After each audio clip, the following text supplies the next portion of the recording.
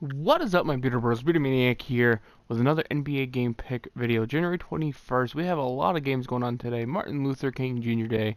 Always a great day for basketball because basketball is played all day, and there's like a nationally televised game straight on from like 12:30 p.m. to like 1 a.m. Like 12 hours of straight basketball action. It is intense. We got some solid matchups in this one, brought to you by the game of the day, but I'll get into that when I get to it. First game is on at 12:30 p.m. Eastern, 9:30 a.m. Pacific time. So if you want to get up and watch some basketball, you got a perfect game going on NBA TV. We have the Oklahoma City Thunder at the New York Knicks. I'm going to pick the Thunder to win this one, favored by 9. It's quite a big spread. Knicks are, I think, an underrated team. They do have the capabilities, but when Porzingis comes back 100%, then I think they could be a legitimate threat. Until then, I gotta pick the Thunder here. Steven Adams should have a good game in this one. I don't really see anybody on the Knicks contesting him in the paint as much as other centers have. But not saying the Knicks can't do it, but I just don't see them doing it. I'm picking the Thunder to cover this one. Then you have the Bulls at the Cavaliers, a battle of anemic teams. And what I mean by that is the Bulls are favored by 3, and they have a combined record of 19 and 74. This team is 19 and 74 combined. That is awful. Can the Cavaliers get their 10th win? Yes, I believe they can. They definitely have the talent in this one. I like Sexton's matchup here. I like Tristan Thompson in this one as well. Bulls technically should be underdogs here, but I guess Tristan Thompson's ruled out, which is sad. I'm looking at the injury report, and it says he's out, and it says David Nwaba is out. One thing I think that hurts the Lakers or the Cavaliers in this one, I don't think they have enough shooting. I think Markkanen and the Bulls have enough talent to get over the top. I think the Bulls win this one. If Thompson is really out, if he's in, I think the Cavaliers definitely have a chance of winning this. But I'm going on the chance that he's out, so I'm picking the Bulls. Then you have the Pistons at the Wizards. Wizards by 5.5 here. This one's very interesting indeed. These teams are only separated by 1 game in the standings, and we all know the 7th and 8th seed of the East aren't necessarily considered strong, and I believe are both below 500. So a win here could be huge for the Wizards to tie them with the Pistons. I love Bradley Beal in this matchup. I really do. The one question I have here is, can the big men of the Wizards compete with the big men of the Pistons? Because Blake Griffin and Drummond are incredible. I don't know if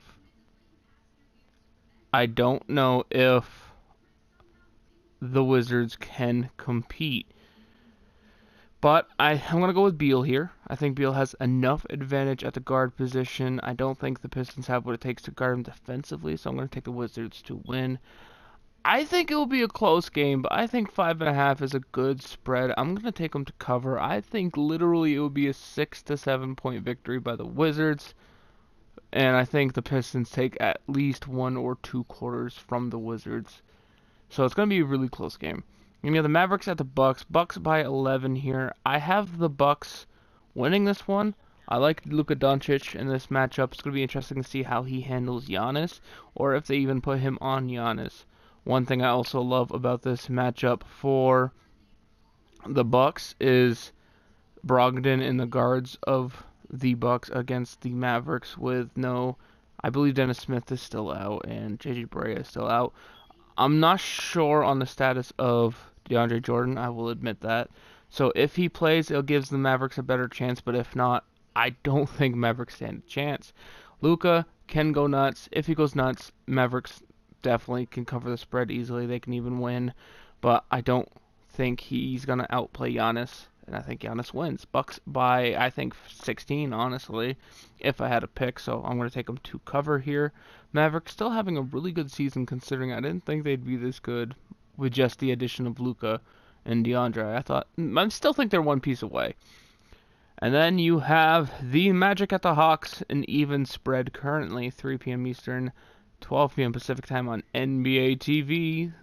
Not really a good game to back up the Thunder Knicks, but honestly, I love it because I love the fact that the Hawks and Magic are getting more airtime during an important holiday where most people have the day off.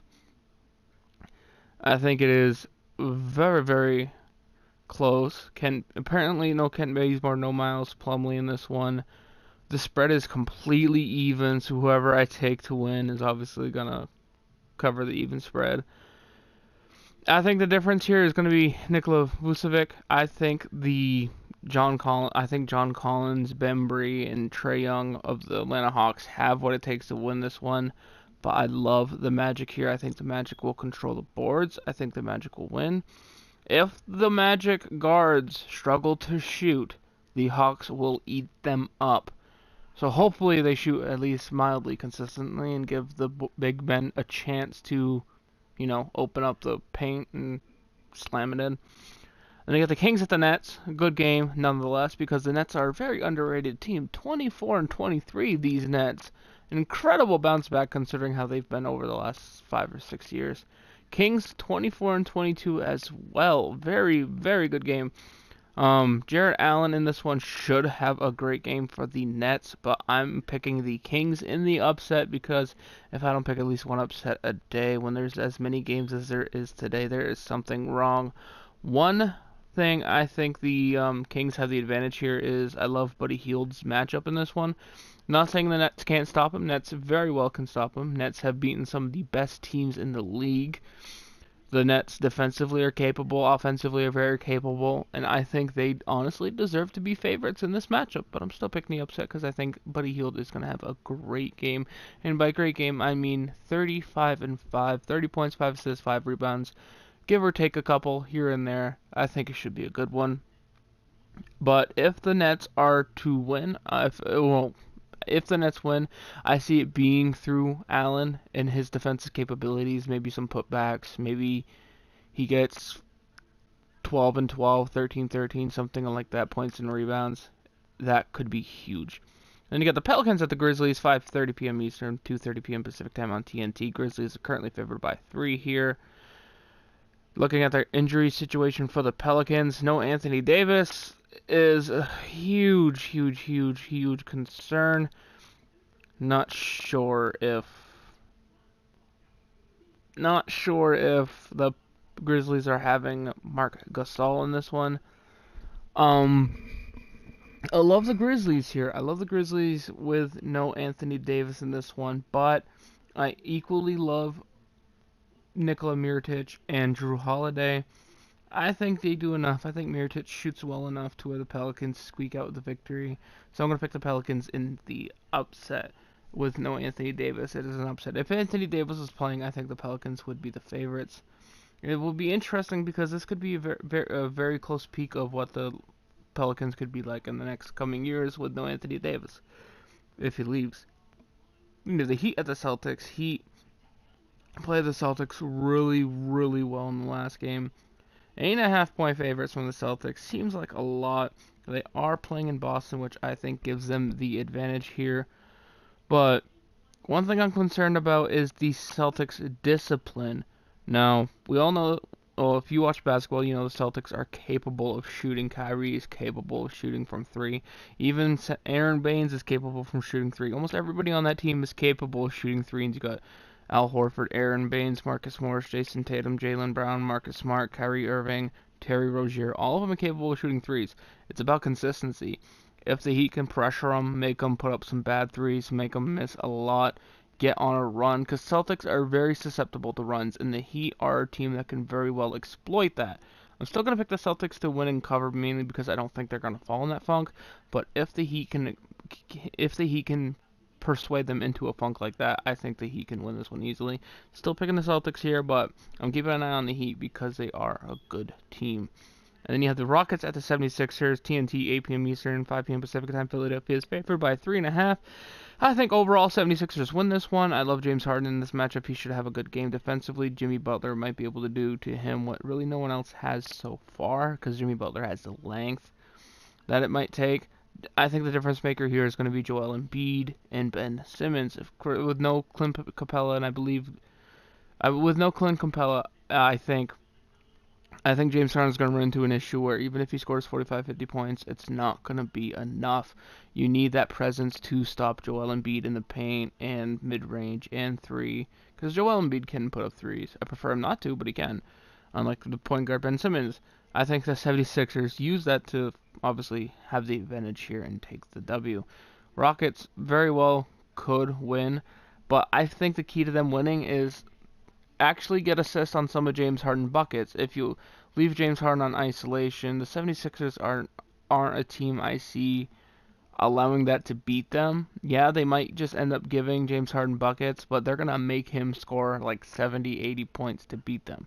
That's how I see it going down. And then you have the Trailblazers at the Jazz, as you can see here. I love this matchup. Nurkic against Gobert, Aminu against Favors, Harkless against O'Neal. Two underrated small forwards, by the way. You got Joe Ingles against McCollum and Mitchell against Damian Lillard. I didn't know Mitchell was playing point guard. Interesting here. Anyway, I love this matchup because Donovan Mitchell has great scoring potential, but so do both guards of the Portland Trail Blazers. Damian Lillard and CJ McCollum can both light you up if you let them. Nurkic, he can get boards, he can defend, he can shoot as well. Maybe not as well as some of the all-stars in the league, but still pretty well. Hence why he's an 85 overall. Then you got Rudy Gobert, one of the best defensive centers in the league with some of the most length I have ever seen in the league. Outside of Boban, because Boban is a monster when it comes to length. This one's very close here. Utah is currently favored by 5, and I so badly want to pick the Jazz in this one, but it comes down to the role players in this one. And what I mean by role players is, I mean an Al-Farouq Aminu, a Maurice Harkless type, or a Joe Ingles, Royce O'Neal type. I think the difference maker here is going to be Derek Favors of the Jazz. I think he provides them enough mid-range shooting, enough defense, enough rebounds, enough help to Gobert to where the Jazz squeak this one out. 5-point spread isn't necessarily a lot. Trailblazers are a great team. That's why they are 28-19. A win here for the Jazz would actually only put them one game behind the Trailblazers in the West, which would be huge for playoff positioning going into the later up parts of the season. I think the Jazz win this one. It should be very close. Damian Lillard gets hot. There's no way the Jazz win this one. I just don't think he gets hot. But they're going to have a defensive game plan for him because Damian Lillard, CJ McCollum, god damn, they're dangerous. And the Warriors at the Lakers, 10:30 p.m. Eastern on TNT, 7:30 p.m. Pacific time. Steph Curry and the Warriors are heavily favorited. Obviously, the spread has them by 12. No LeBron James, no Rajon Rondo, no Lonzo Ball, no chance for the Lakers. That being said, I think there is a small chance you do have JaVale McGee, an ex-Warrior, who might know certain ways to stop him. I just don't think the Lakers have the talent. I'm assuming the starting lineup for the Lakers will be JaVale McGee, Brandon Ingram, Kyle Kuzma, Jordan Clarkson, and someone else. Without Rajon Rondo or Lonzo Ball, it's going to be nasty. Especially when you have to guard Steph Curry and Klay Thompson.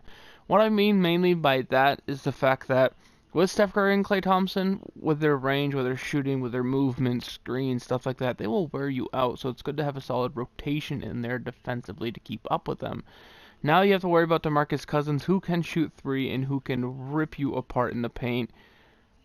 You can't really afford switches too much with that situation because where you are limited at the point guard position, you can't have a switch where your point guard gets on DeMarcus Cousins because that's not going to go so well. I think the Warriors win this one. I honestly think the Warriors win this one by 25 or more. It should be a good game. Anyway, guys, hope to see you in the next one. Peace.